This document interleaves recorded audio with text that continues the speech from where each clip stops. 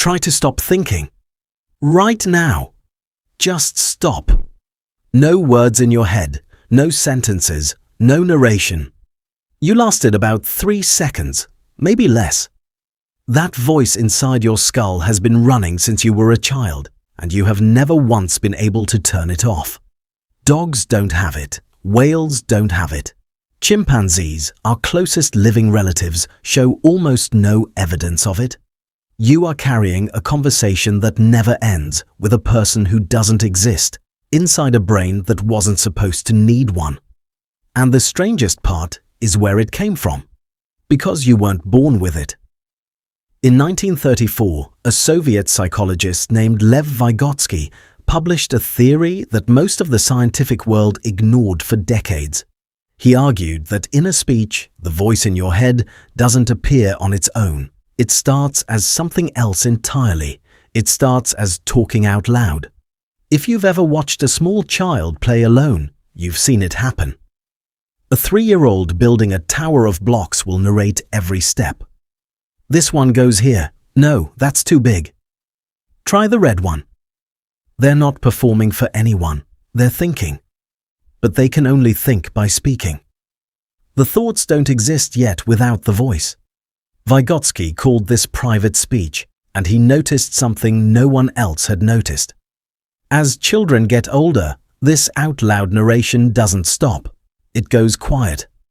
Between the ages of 5 and 7, children gradually shift from speaking their thoughts to whispering them, then mouthing them without sound, and finally producing them entirely inside the skull with no movement at all. The voice doesn't disappear. It moves indoors, and once it's inside, it never leaves. But this only happens if someone talks to you first. The voice in your head is not something your brain builds alone. It's something your brain absorbs from the people around you, and we know this because of what happens when those people aren't there. In 1970, a girl was discovered in a suburb of Los Angeles. Her name was Genie. She had spent nearly her entire life locked in a single room, strapped to a chair, with almost no human contact. No one spoke to her, no one read to her, no one narrated the world for her the way a parent does for a child. When she was found at age 13, she could not speak. Scientists worked with her for years. She learned words. She learned to string short phrases together, but she never developed fluent language. And researchers who studied her reported something striking. She showed almost no evidence of inner speech, no internal monologue, no silent narration of her own thoughts. The window had closed. The social input that builds the voice inside your head has a deadline, and if it passes, the voice may never arrive at all. Your inner speech is not a biological inevitability. It's a social inheritance. Someone spoke to you, and eventually your brain learned to do it back to itself in silence forever.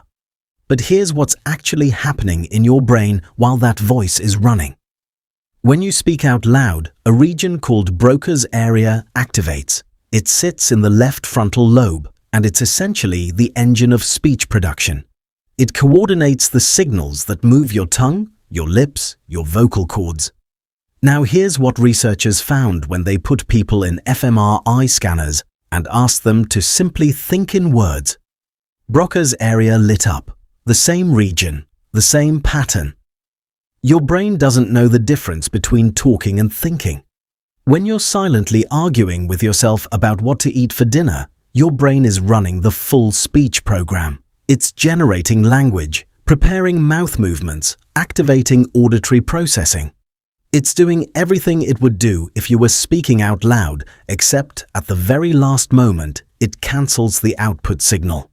Your vocal cords still make tiny movements. Your breathing pattern shifts slightly.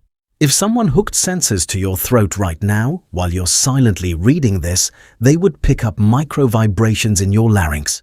Your body is speaking. You just can't hear it. And that voice does far more than narrate. It runs your life. When you resist the urge to say something you'd regret, that's inner speech.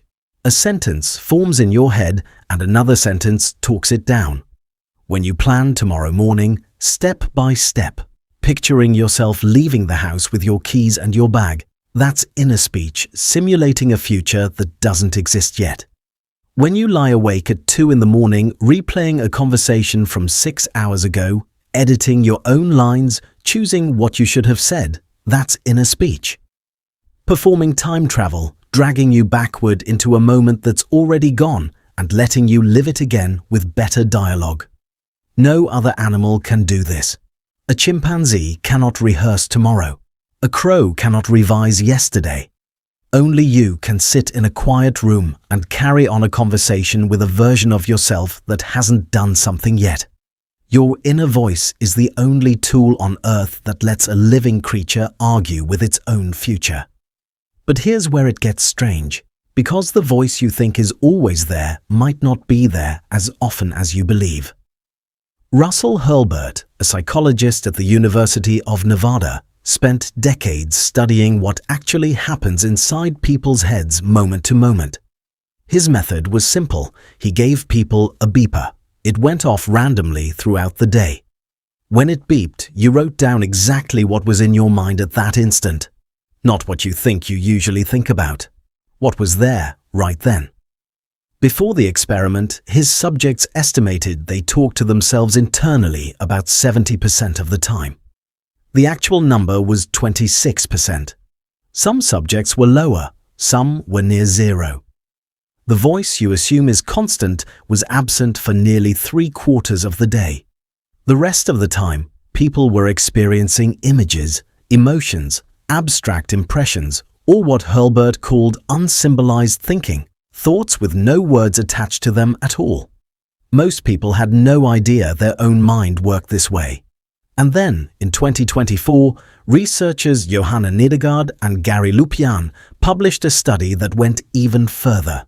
They identified people who reported having almost no inner voice at all. Not sometimes quiet, silent. These people think, but they don't think in words. They don't rehearse conversations. They don't hear a voice reading sentences inside their head. The researchers named it Anendophasia, and when they tested these people, they found something measurable. People without inner speech were slower at judging whether words rhymed. They remembered fewer words in sequence. Their verbal working memory was weaker, but they compensated. When allowed to speak out loud, their performance jumped to match everyone else's. They weren't less intelligent. They were running a different operating system. So if the inner voice isn't universal and if it isn't always on, what is it actually for? And why do humans have it when nothing else on Earth does? A dolphin can recognize itself in a mirror. A crow can solve a multi-step puzzle. An elephant mourns its dead. These are intelligent animals, but none of them narrate their own experience. None of them silently rehearse what they're going to say before they say it. None of them lie awake replaying a conversation and rewriting their own lines. Inner speech requires something no other species has fully developed. Language complex enough to describe your own thoughts, and the ability to aim that language inward at yourself as if you were someone else. Psychologists call this reflexive self-awareness, the capacity to step outside your own mind and observe it from the outside while still being inside it. To become both the speaker and the listener in a conversation no one else will ever hear. And here's why that matters more than it sounds like it should. Because that inner conversation isn't just a side effect of having language. It may be what created you, not your body, you, the person you experience yourself as being, the narrator who calls itself I.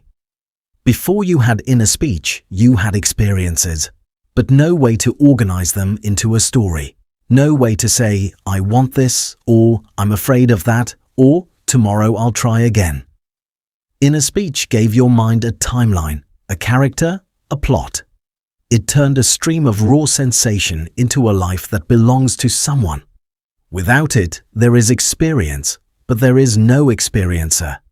There is a brain processing the world, but no one inside watching it happen. The voice in your head isn't narrating your life, it's building it. Every argument you have with yourself, every sentence you silently rehearse, Every thought you put into words is your brain constructing the thing you call a self. Thought by thought, sentence by sentence, every single day. And it will never stop. Not because it can't, but because the moment it does, you disappear. Try again. Right now, stop the voice. You can't. And now you know why.